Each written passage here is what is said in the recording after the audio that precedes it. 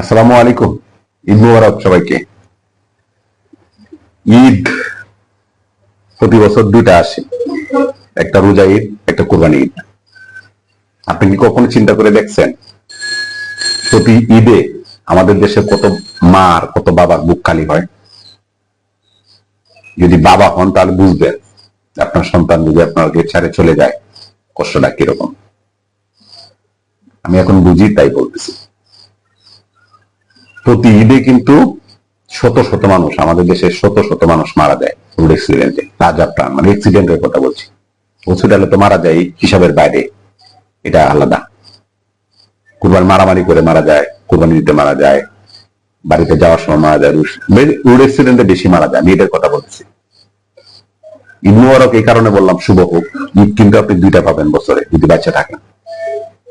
আর ঈদে যদি আপনি এইভাবে বাড়িতে যান যে একবারই গেলেন, জীবনে একবারই যাবেন, আর রিটার্ন আর আসতে হবে না, আপনাকে ঈদ আর করতে হবে না, আপনাকে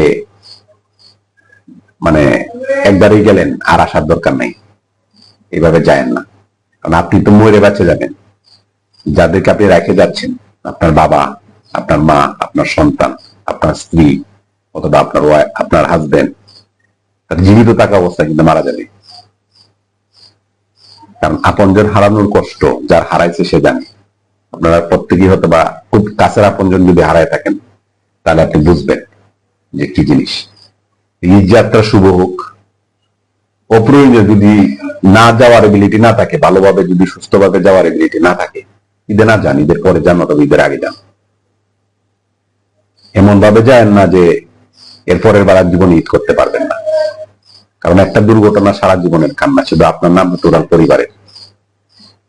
আপনি যাচ্ছেন, ঠিক আছে, যান, কোনো সমস্যা নাই। আপনি যাবেন, যান, কোনো সমস্যা নেই। কিন্তু এমন ভাবে যায় না যে পরের বার ঈদ করতে না পারেন, ঈদ যেন আপনার না আসে। আপনি বাচ্চা যদি অ্যাক্সিডেন্ট যদি হয়, কোনো দুর্ঘটনা যদি ঘটে, আপনি যদি কোনোভাবে পঙ্গুত্ব বরণ করেন, অথবা হাত পা একটা নষ্ট হয়ে যায়, স্মৃতিশীল রাত হয়ে যায়, তাহলে বাচ্চা তার কাছে মরে যাওয়া কিন্তু অনেক ভালো। এরকম শত শত আছে।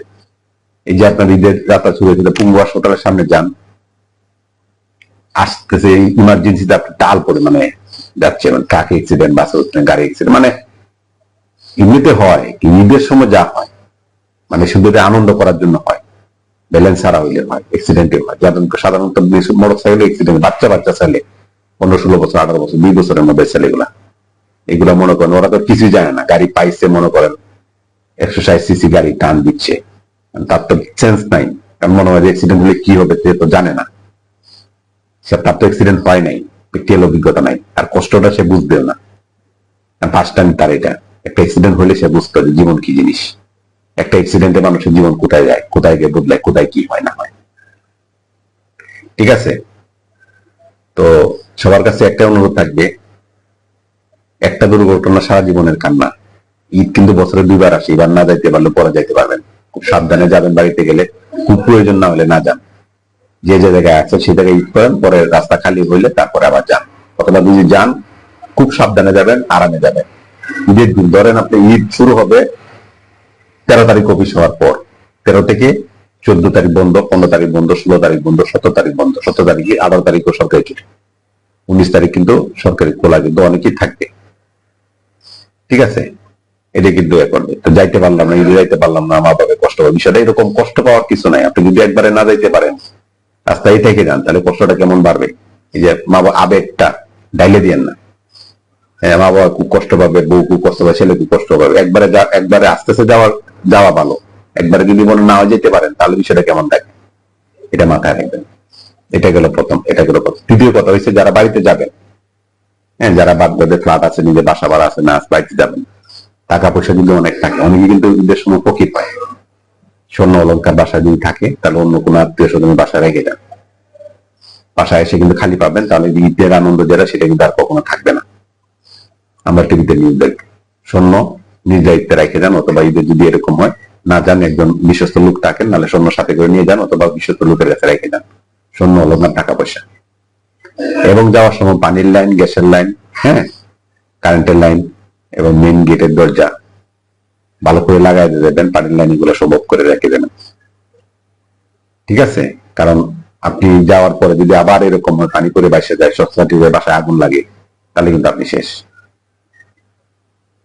কথা ঠিক আছে?